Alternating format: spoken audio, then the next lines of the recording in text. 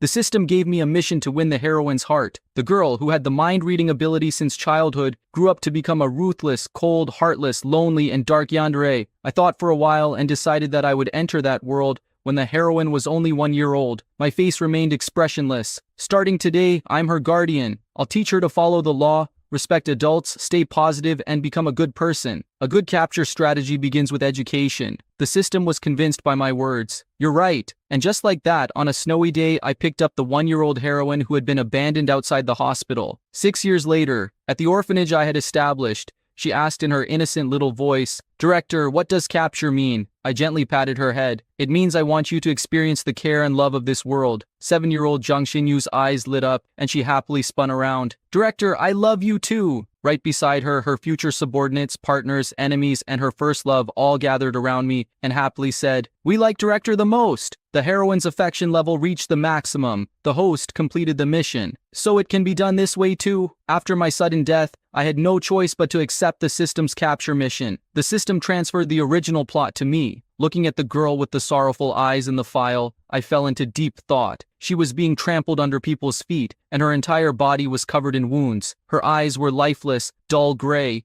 so cold that they seemed completely detached from the world. When you enter this world, you'll be able to take her home, but right now she's doing odd jobs outside and enduring all kinds of bullying. There's a high chance she won't trust you, so you'll have to change her with love. She also has a childhood friend who's her first love. According to the scan, when the two of them meet again, there will be a misunderstanding between them. I interrupted the system. "How old is she?" "She looks like a teenager." The system paused for a moment. "That's her photo at the age of 14. Then why is she working outside? At this age, she should be in school. She dropped out of school because she couldn't afford it. 9 years of compulsory education. The orphanage should be responsible for her tuition. The orphanage she's staying in isn't operating according to the rules." The system became flustered by my questions. "Is that so?" I thought for a while. "It looks like the welfare system in this area is flawed. Send me to this world. I've already decided what I'm going to do. So which timeline would you like to choose? When she's 14 and a customer is humiliating her? Or when she collapses unconscious in an alley at the age of 18? Or when she's 23, right when she's 1 year old? Zhang Hexui was born weak and sickly. No one knew who her father was, and her mother died during childbirth.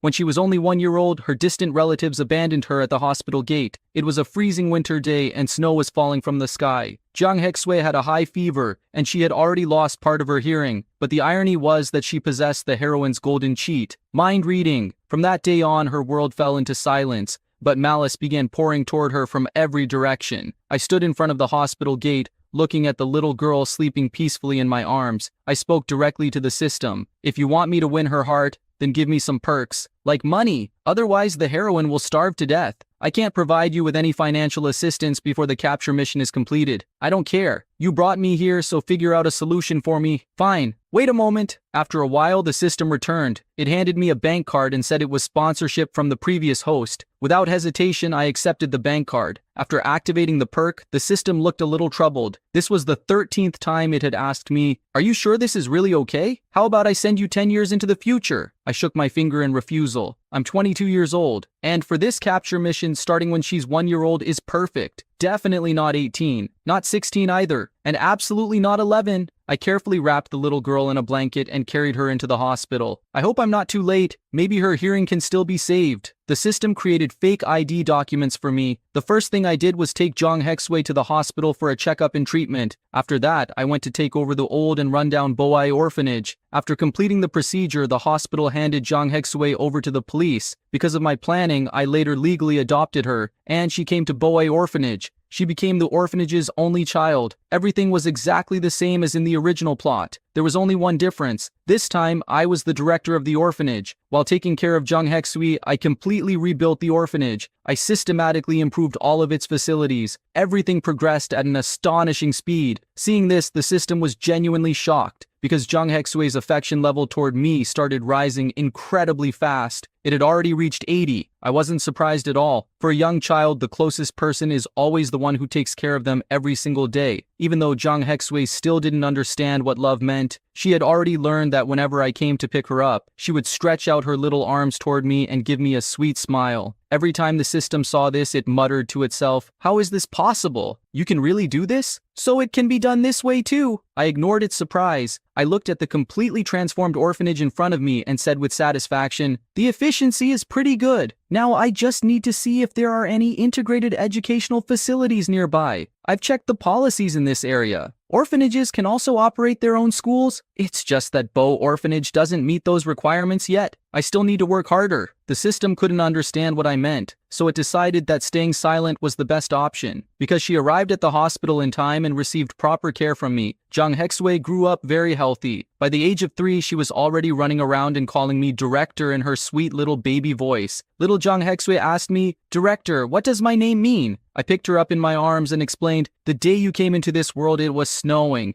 and your mother loved cranes." She was still too young to understand what death or separation meant, but I didn't want to erase the true reason behind her name just because of that. Jang Hexway only understood half of what I said. "So my name comes from the crane mommy liked? Mommy loved me too, right?" "Yes." I gently patted her head. "Your mommy loved you very much." The moment she heard that, she became happy again. She gave me another sweet smile. The day I taught Jang Hexway how to write her name, I asked the system, "You have different kinds of systems too, right?" The system fell silent for a moment because of my question. Then it began thinking seriously. "I don't know, but we're all capture systems." "All of you?" I had found a clue. "So you have colleagues too?" "Yes, but I don't have a name." "Do all of them have names?" The system answered innocently. They gave themselves their own names. The good friends I knew were named Xiao Si, Xiao Jing, Xiao Yi, and Xiao Shi. "Then why don't you give yourself a name too, just like them?" The system hesitated for a few seconds, but the other colleagues said that the systems who gave themselves names stopped doing their jobs properly. After getting a name, they started doing other things. You can do other things too. For example, you can help me run this orphanage, but I'm capturing the target at the same time. Then that doesn't count as neglecting your job. The system suddenly became excited. "Really? Can I give myself a name too?" I smiled. "Of course. What would you like to be called?" The system thought for a while. "I'm running the orphanage with you, so I want to call myself Xiaofu." I thought for a moment. Xiaofu, that's a good name. It didn't make a sound for a long time. I figured it had probably gone to share the good news with its friends. On the day the orphanage officially reopened, I took Jang Hexway with me to welcome the new children. I had already read all of their files. Perhaps because of the pull of the plot, Gurang, Jang Hexway's childhood friend and future first love, also arrived there. Both of his parents had died in a car accident. After that, he was sent to the orphanage. At the age of 8, his adoptive parents took him overseas, where they settled permanently. The original plot didn't reveal much about this part, but the fact that Gurang later changed from an obedient and sensible boy into a dangerous villain clearly showed that his life overseas had not been happy. I looked into it carefully. That's when I discovered that his adoptive parents didn't even meet the requirements for adoption. This was another major problem with the orphanage's rules. I looked at the frightened little boy standing in front of me. Then I knelt down in front of him and gently patted his head. "Son, from today onward, this place is your home." The boy looked at me with empty eyes. Perhaps my gaze was too gentle.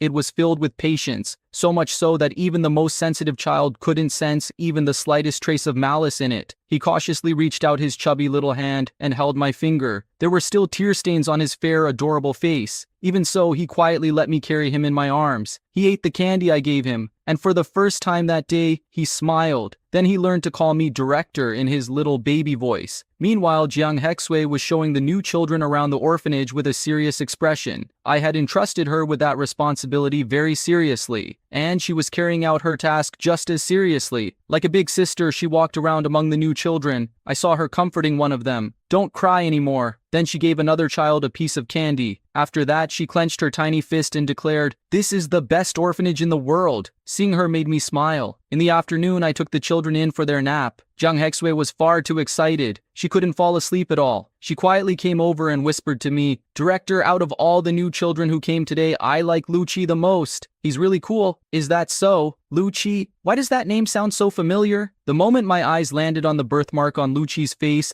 I suddenly remembered everything. Wasn't this the same Lucci who would become Jung Hexway's greatest enemy and a mafia boss in the future? Looks like I'll have to add legal education to the schedule sooner than expected. Right now, Lucci looked extremely timid. He always kept his head lowered and didn't like talking to anyone because of the large birthmark on his face. On top of that, he had been born with a mild intellectual disability. That was why his biological parents had abandoned him. Abandoning a child is a crime. I looked at Lucci's sad and insecure face. Then I called Zhang Hexwei over. Maybe she had already read my thoughts. Her eyes immediately filled with tears. She asked sadly, "Director, don't Lucci's mommy and daddy want him anymore?" Zhang Hexwei had the ability of mind reading, and she had never hidden that from me, but we had made a pinky promise that it would remain a secret between the two of us. So I answered seriously, "His parents did something wrong. The police will arrest them." Zhang Hexwei didn't completely understand, but she said, "I want to be his friend. Then take him to play in the garden. Didn't you say last time that you wanted to play on the seesaw with a friend?" Zhang Hexwei's eyes lit up, but the very next second her expression fell. "But it's nap time." "That's okay. Today's an exception." I gently patted her head. "Hexwei, starting today we're all Lucci's family. I want Lucci to be happy. Can you do that?"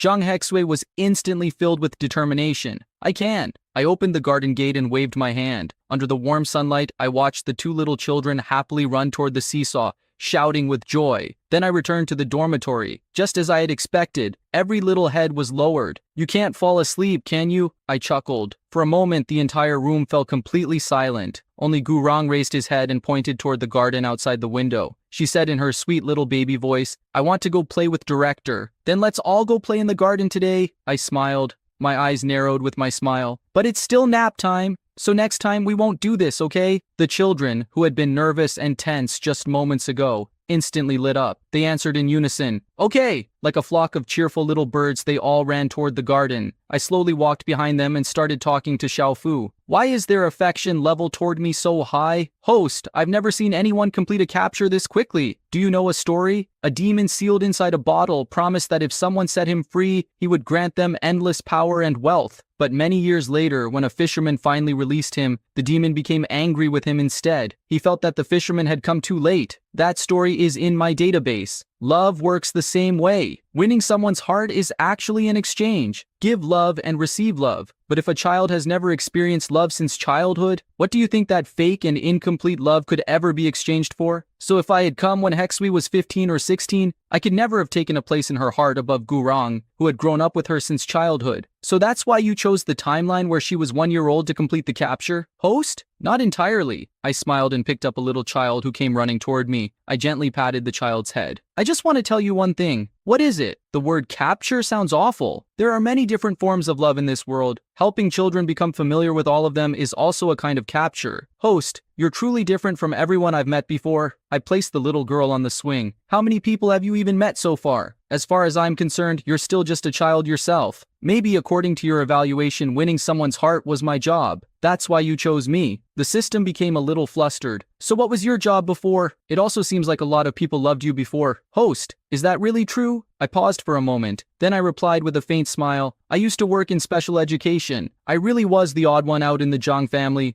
All of my siblings had their own great ambitions. Some took over the family business. Some made a name for themselves in the arts. Only I spent several years teaching in a small county town. After that, I returned and became a teacher at a special education school. In the end, I even opened my own orphanage. Most orphaned children aren't completely healthy. Many of them have physical or mental disabilities. When my family first came to visit me, they were frightened by the injuries all over my body. More than once, they asked me, 'Jiangshi, have you lost your mind?' People outside understood it even less. Every child in the Zhang family had grown up in luxury. So why was there someone like Jiangshi who didn't have even the slightest bit of a rich young master's arrogance? But there are always things in life that completely change a person. Of course, I have no intention of proving whether anyone is noble or vulgar, nor do I want to make myself sound great with grand words. The truth is, I'm just as ordinary as everyone else. I simply chose a different path. That's why I always ignored people's doubts and ridicule. I simply smiled and said, I'm no different from anyone else. I'm just doing what I want to do. Xiaofu asked me, what was it that completely changed you? Who knows? My childhood memories have become very blurry, but something must have happened. Actually, I still remember it. I remember that once our school organized a charity event. We all wore little suits and beautiful dresses. Then we went to the special education school next door to hand out gifts. But that day we didn't see a single student there. I heard one of their teachers say they were afraid the children might accidentally hurt you. So they locked all of them inside the dormitory. We placed books and clothes on their desks, took a few photos, and then left. At that moment, my eyes landed on a fairy tale book lying on one of the desks. Someone had written on it in crooked handwriting, Shaoxin asks, "What do stars look like?" I want to know too, do they taste good? In that fairy tale, all the stars in the sky were made of candy. I couldn't help wondering, could it be that Shaoxin couldn't see? And the owner of that fairy tale book, had they never even tasted candy before? I looked down at my neat little suit. Then, with great reluctance, I took a piece of candy out of my pocket. I quietly slipped it between the pages of the book. Before leaving, I turned around and looked back at the dormitory building one last time. Several children, their faces covered in dirt, were watching us through the window. For some reason, I suddenly felt very sad. I only had one piece of candy, and I could only leave behind one. I could only let one child taste the stars. I've just worked non-stop for an entire week. A new group of children has arrived at our orphanage. Their arrival has filled this little place with life and laughter, but at the same time it has also brought many new responsibilities. From deciding which brand of milk to buy for the children, to recruiting new teachers for the institute, I have to handle everything myself. Fortunately, I have a capable assistant like Xiaofu. He can keep an eye on the children's condition to make sure no accidents happen. Otherwise, even if there were 3 of me,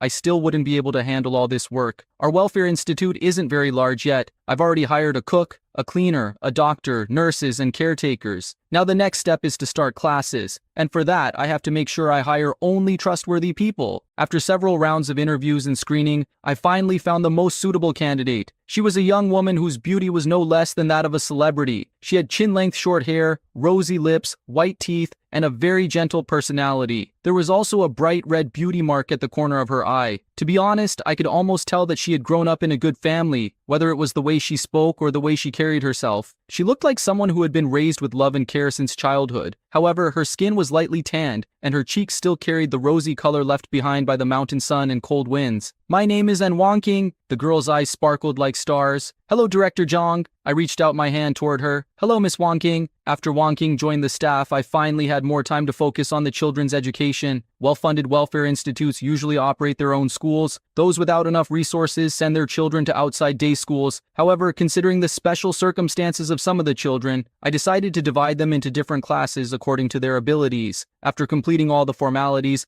I took Wangking with me to recruit new homeroom teachers. With that, the institute officially began its classes. There weren't many children in the orphanage, so I only created one class. The children chose its name through a democratic vote. Everyone loved the name Qingmiao. And so, the very first class of Boei Welfare Institute, Qingmiao class, officially began. I've always had plenty of experience with this kind of work, and Wangking had also prepared thoroughly. Because of that, everything progressed very smoothly. Actually, the most important part of early childhood education isn't teaching knowledge. It's helping children develop good habits and build their character. I started a storytelling class. Every day I told the children a story. In the world of fairy tales, the sun always rises in the end, bad people always lose, the princess finds her prince, and the ugly duckling grows into a beautiful white swan. Even the little animals that are saved by chance always repay their kindness one day. Of course, life isn't just a fairy tale. Maybe when they grow up, they'll realize that reality isn't as beautiful as their imagination. Even so, I wanted them to never stop believing in fairy tales. After storytelling class, Wangking taught them safety education, never intend to harm others, but never forget to protect yourselves. I could teach them to treat the world with kindness. But someone also had to teach them that not everyone in this world comes with good intentions. They should always stay alert and learn how to protect themselves. I made Zhang Hexwei the class monitor of Qingmiao class. From that day on, the little girl developed a strong sense of responsibility. Every day, she worked hard to maintain a good atmosphere in the classroom. Most of the time, our little class monitor was full of energy, but sometimes she became sad too. Just like today, Zhang Hexwei sadly rested her head on my lap. "Director, Lucci was crying today. I heard what he was thinking. He was wondering why his mommy and daddy didn't want him." After coming to the orphanage, Lucci had become much more outgoing than before. But after sunset, he still secretly cried from time to time. Zhang Hexwei couldn't ease her friend's sadness, so she came to ask me. In the stories I told her, every mother loved her child very much. That was why Zhang Hexwei couldn't understand how Lucci's parents could abandon their own child. "Xiaoshu, everyone is different. Some parents don't love their children. Then why did they give birth to him? There could be many reasons, and we don't know them. But there's one thing I want to tell you.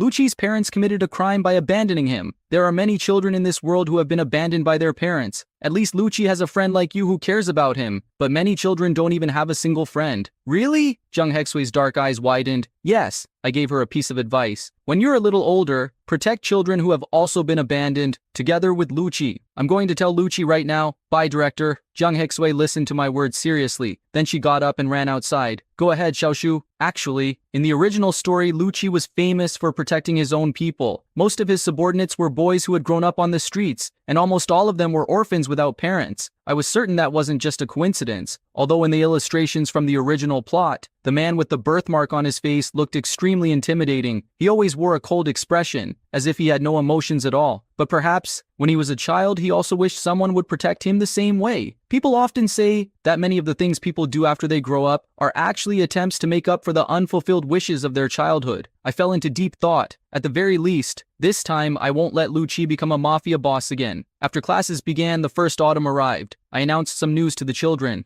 The entire institute will be closed tomorrow. We're all going on an autumn outing. In the past, for the children's safety and to make them easier to supervise, they were rarely taken outside. A trip with such a large group was almost unheard of. The children also voted to decide the destination for the autumn outing. In the end, they chose the zoo. I had contacted places like the Science and Technology Museum, History Museum, and Botanical Garden, but in the end I found that Nanchang Zoo in the neighboring city was the most suitable choice. When the director of the zoo learned that the children from the Welfare Institute were coming for a visit, he generously said that admission for all the children would be completely free. He even said that lunch inside the park would also be provided for all the children. We only had to cover the transportation costs. I looked into it a little. That's when I found out that Nanchang Zoo was quite famous. The environment there was excellent, and the animals there were also very intelligent. The zoo had even collaborated with a well-known entertainment company to produce a reality show, and that variety show is still extremely popular today. The director of Nanchang Zoo was also quite famous. The first reason, she was incredibly beautiful. The second reason, she had always devoted herself to public welfare work related to environmental protection and animal conservation.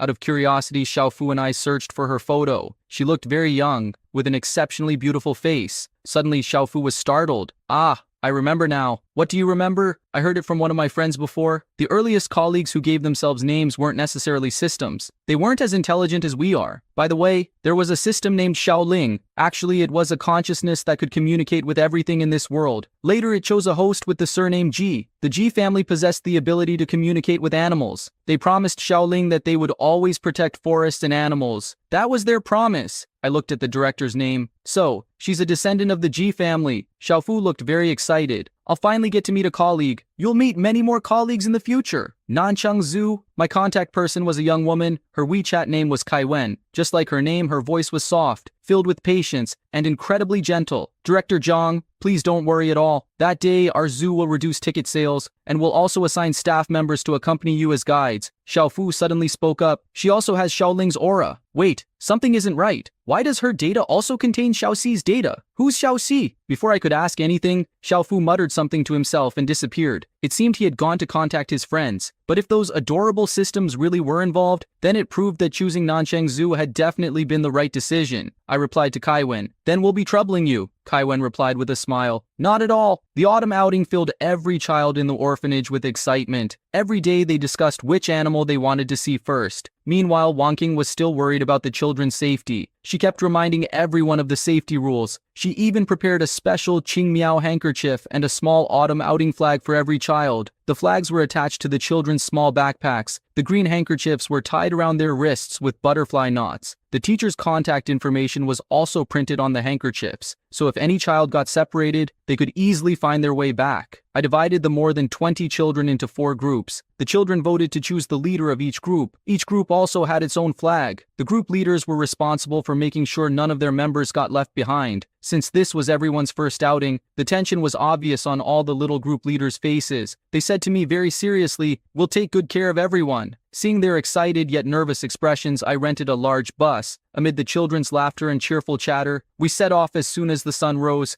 Nanchangzu truly lived up to its reputation. It was surrounded by lush greenery. The entire place was full of life. Kei Wen was a young woman with delicate features. She had gentle, deer-like eyes and a sweet, polite personality. She looked very young as well. Hello, Director Zhang. Welcome, everyone. I'll be your guide today. Wearing her uniform, she greeted us with a smile. Just then, Wang Qing quietly leaned over and whispered into my ear, Director, I've seen her on TV before. She was on that very famous reality show. After meeting Kaiwen, out of curiosity, I searched for her videos online. The very first title made me freeze. Watch how a beautiful young woman tames a fierce tiger. Huh? Kaiwen? The expression on my face froze. Kaiwen led us into the zoo. Then, with a perfectly calm expression, she said to the tiger beside her, Fei Fei, take a few steps back. Don't scare the children. The very next moment, the tiger seemed to understand her. Like an obedient child, it took a few steps backward, then quietly sat down. For several seconds, complete silence filled the air. Then, the children's loud cheers and applause erupted. Miss Xiaowen is amazing! Gurang instinctively took a step back. Then he looked at me with sparkling eyes. Grabbing my sleeve, he asked, Director, the big tiger just roared twice. Does it really want to play with us? Zhang Hexui immediately stepped forward. She curiously asked Kaiwen, Miss Xiaowen, what is Fei Fei saying? Kaiwen's expression instantly became awkward, but she kept smiling. Ah, he's hungry. Oh, didn't he already eat breakfast? He did. Kaiwen helplessly held her forehead. But he's hungry again. Zhang Hexui looked completely confused. Why is he hungry again? Lu Qi answered with complete seriousness. He's a really big eater. After visiting the tiger enclosure, we went to the crane enclosure, the monkey enclosure, and the aviary. Lunch was provided by Nancheng Zoo. Picnic mats had been spread out on the large lawn beside the aquarium. There were also small pastries prepared for everyone. Right next to it was Swan Lake. The children happily enjoyed their picnic while watching the swans. Everyone had a smile on their face. After finishing lunch and cleaning up all the trash, the children were still full of excitement, so everyone headed into the aquarium together. The director allowed us to see the dolphins and beluga whales up close. It was a very special experience. Zhang Hexui's eyes sparkled. Director, the dolphins are so cute. Gurang was also extremely excited. It's pushing against my hand. Lu Qi quietly stood to one side watching the beluga whale swimming underwater. The beluga whale's name was Xiaobai. Xiaobai obediently swam over to the glass. It gently rubbed its head against the glass. Its mouth naturally curved upward, making it look as though it was always smiling. Looking at the smiling angel-like beluga whale, Lu Qi hesitated for a moment. Then he slowly reached out his hand. Xiaobai gently rubbed her nose against his palm through the glass. The quiet, timid boy looked as if he had just found the greatest treasure in the world. His lips parted slightly. He tried to suppress his smile for a long time, but in the end a bright smile spread across his face. Xiaobai swam around the glass a few times before tilting her head. Lu Qi tilted his head in exactly the same way. Watching the boy and the beluga whale happily playing together, I couldn't help but smile. Director, this is wonderful. I've never seen them this happy before. And Wang Qing said softly, it's not always best for these children to stay in the orphanage forever. When they're a little older, it'll be time to send them to school. Worry was clearly written across her face. Don't worry, I can't shield them from every bit of malice they'll face for the rest of their lives. But there's another way. It's called a scar. A scar only hurts when we care about it. If we stop caring, we become strong and unbreakable. The zoo trip was a complete success.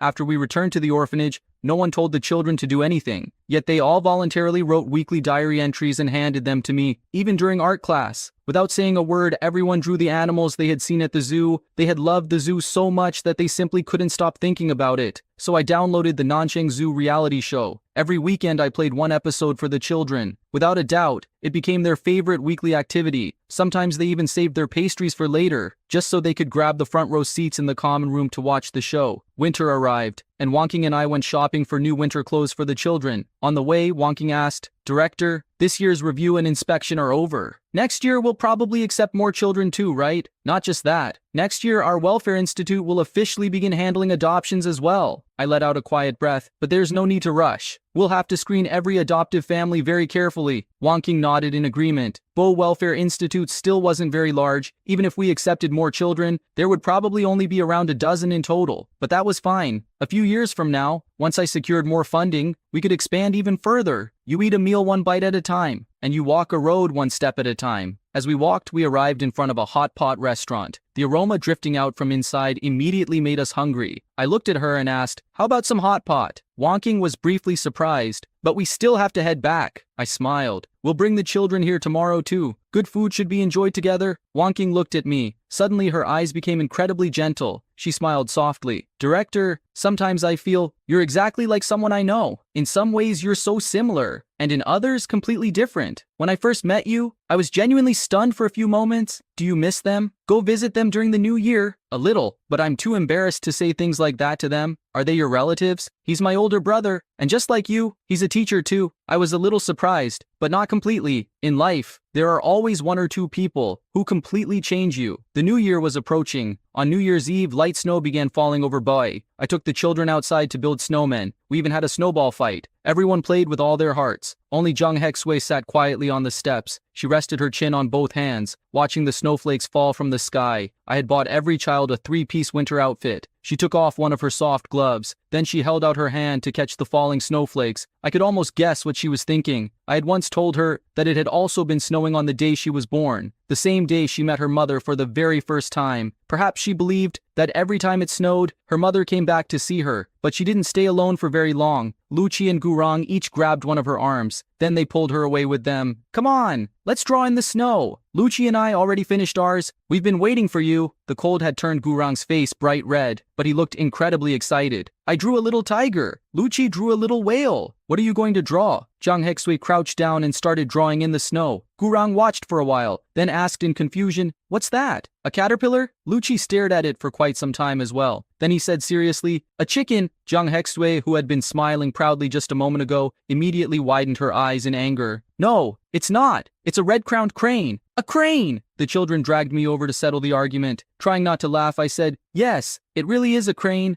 Jung Hek-sui immediately replied, "Director, your face says you think it looks like a fuzzy ball with 2 chopsticks stuck in it."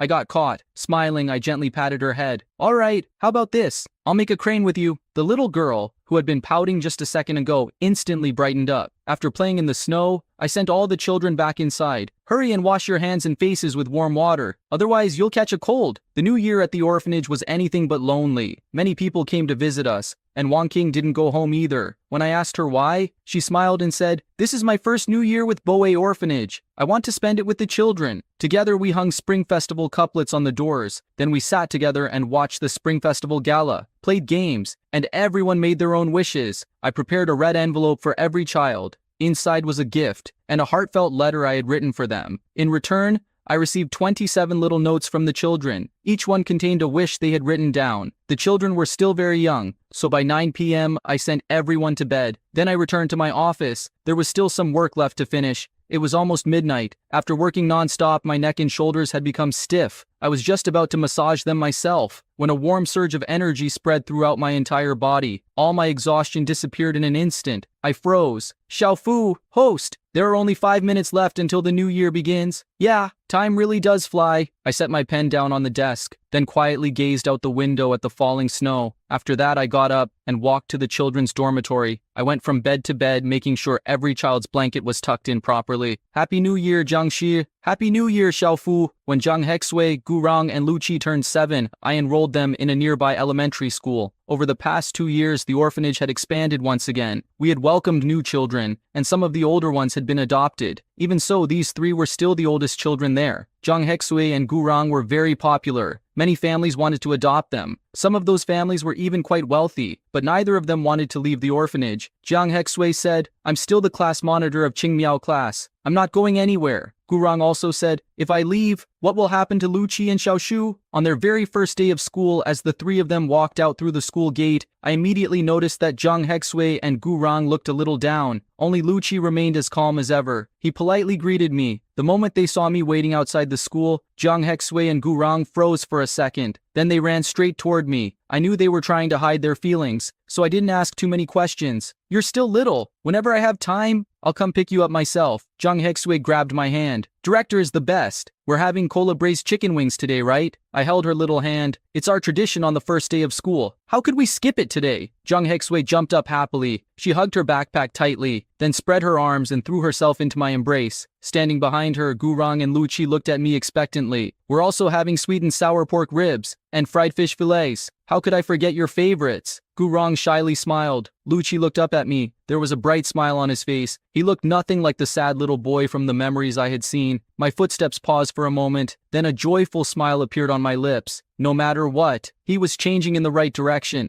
That had always been my very first wish. After finishing my work that evening, I was planning to ask Jang Hexwei how her first day of school had gone. Just as I stepped out of my office, I heard voices coming from the garden behind the building. I walked toward the garden. There I saw the 3 children sitting in a row beside the slide. Both Gu Rong and Jang Hexwei had their heads lowered. They looked very upset. Only Lucci was trying to comfort them. "It's okay," Gu Rong said angrily, "but they were talking about you. I heard everything. No one at the orphanage ever says things like that about you. Everyone thinks the birthmark on your face is really cool. That's because..." Even Lucci became a little nervous. "Why? Don't be nervous. Take your time. Xiaoshu, do you remember what director told you? Everyone is different. Some mothers love their children, and some don't. In the same way, some children think the birthmark on my face is cool, and some think it's strange or scary. That's completely normal. I was only afraid that the 2 of you would feel sad, or cry in secret. I won't cry. Do you remember last winter, when director taught us how to paint together?" Gurong nodded. "That day, when we painted each other's faces with watercolors, director said someone would be a princess, someone would be a prince, someone would be a knight, a little devil, or a hero. Then he painted a mask on my face, and said I was Kamen Rider now." "Yeah,"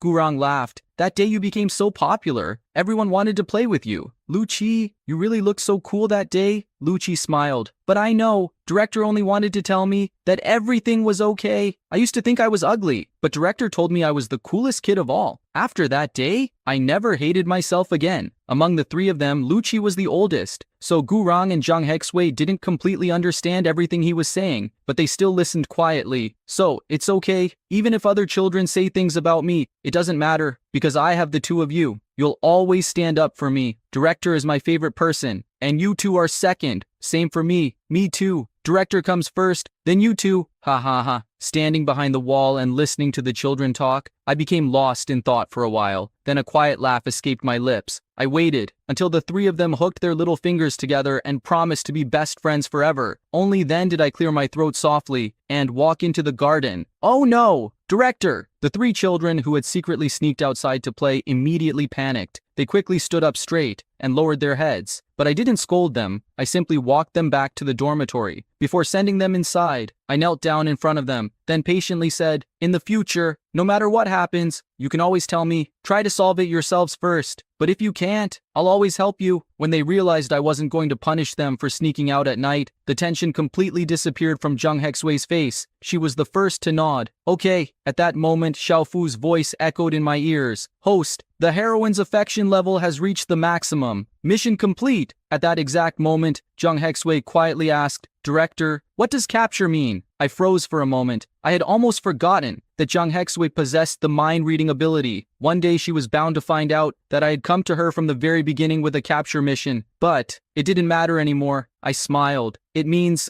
I want you to experience the care and love that exist in this world. I want to teach you the countless forms of love this world has to offer. That's exactly what's missing from the lives of countless children growing up in orphanages like you. I want you to know that one day spring will always come. Even if you've been abandoned somewhere in this world, you still have every right to enjoy the sunshine, the morning dew, and the cool breeze. Even a little bird will come to your window one day and sing for you. You'll find your own happiness, and your future will be bright. Xiaoshu, all I want is for you to stay safe, to stay healthy. It has nothing to do with my capture mission. It's simply because, in your eyes, just like the countless children I've always cared for, I can still see the stars. This time, I don't have just one piece of candy. I want to become someone who makes candy, so that one day, every child like you can taste the stars." Zhang Hexwei didn't fully understand everything I had said. Even so, she opened her arms and hugged me tightly. "Director, I love you too." I gently patted her head. Everything was all right now, because she finally understood what love truly meant. She had learned that there are thousands of different forms of love in this world, and because of that, she would never casually hurt someone else's feelings. "Director, we love you too." Gurong and Lucci slowly walked over as well. The 2 of them wrapped their arms around me. Our voices carried all the way into the dormitory. Inside the dark room, one by one, several children opened their eyes. Meanwhile, An Wonking was just about to leave when a tiny little hand grabbed hers. The little girl whispered softly, "I like Director a lot, but I like you too, Miss Anne. I like you very much too. I like Auntie Lou." The the one who cooks for us. I also like Grandpa Chen at the front gate, and Sister Xiaowen, who comes to visit us every month, and Sister Xiaoyu too. She brought us new clothes last time. And Wang Qing, who had just finished putting the children to bed, was suddenly surrounded by countless little children hugging her from every direction. She looked toward the person outside the door whom the children were holding tightly. There was helplessness on her face, but her smile was incredibly gentle. It took quite a while before we finally managed to coax all the chattering children, who insisted on taking turns expressing their feelings, back to sleep. Then Wang Qing and I quietly closed the dormitory door. Outside, the moonlight was breathtaking, bright, and crystal clear. It looked as though the ground had been covered with a blanket of pearls. Another new year had arrived. It seemed that every winter in Baicheng, snow always fell. I stood by the window watching the children playing in the snow. This year they had invented a new game.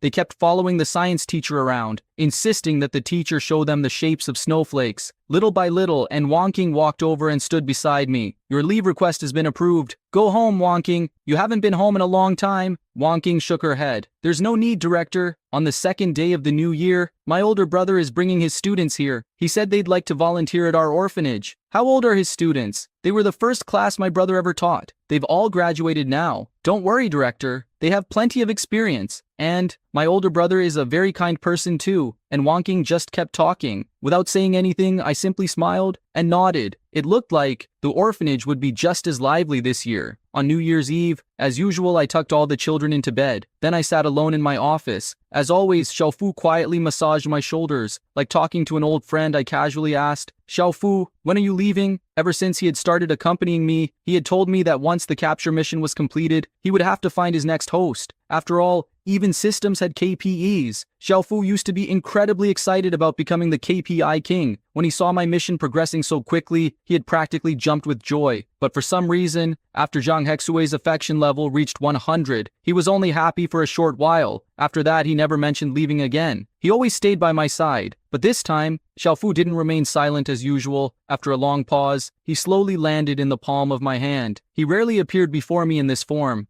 A tiny, soft sphere of light, giving off a gentle glow. For once, the usually cheerful Xiaofu looked hesitant. After quite a while, he finally spoke. Host, I don't want to leave anymore. I was a little surprised, but not that surprised. Why? Because I have my own name now. I'm Xiaofu. I want to stay with you. And I want to make Boai Orphanage the best orphanage in the world. I stayed silent for a long time. Xiaofu became nervous. Do you not want me to stay? Of course not. I smiled gently. It's hard to put into words how I feel right now. I'm just very moved. Xiaofu spoke softly. I guess I've become just like my friends now. We all have something that we truly want to do. I have my own name, and I have the best host. All of my friends are really happy for me. I gently stroked the little sphere of light resting in my palm. I'm very happy for you too. If this is what you want, then in the new year, we'll keep working hard together. Outside the window, snow continued to fall gently, but inside the room, it felt as warm as spring. As always, I left my office, planning to go straight in the children's blankets, but the moment I opened the door, I stopped in my tracks. Hanging on the door to my office was a glass jar decorated with tiny lights that looked like stars. Inside it were dozens of little greeting cards. I reached up and carefully took the jar down. On the large card resting on top, I immediately recognized the familiar handwriting. Some of the words were written in pinyin, but every single character was written neatly and with all their heart. Director, everyone in Qingmiao class came up with this idea together, but your door is too tall, we couldn't reach it, so we had to ask Miss An to hang it up for us. We've all noticed that Director really likes the stars. Lucy says you're always looking at the sky. Gurang says you're looking at the moon, but I think you're looking at the stars, so there's no moonlight here, only starlight. Well, Gurang still drew a moon for you. Every year Director celebrates all of our birthdays, but none of us knew when your birthday was. So we asked Miss Anne. That's when we found out that your birthday comes on the day spring arrives. But by then we're already supposed to be asleep, so we can't wish you a happy birthday at night. We're all good children. We've behaved very well. Happy New Year, Director. Happy birthday. We've each hidden our own little secret letter inside. Please read them when you're alone. Everyone from Qingmiao class, Jiang Hexui, Gu Rang, Lu Qichen Yao. Not a single name was missing.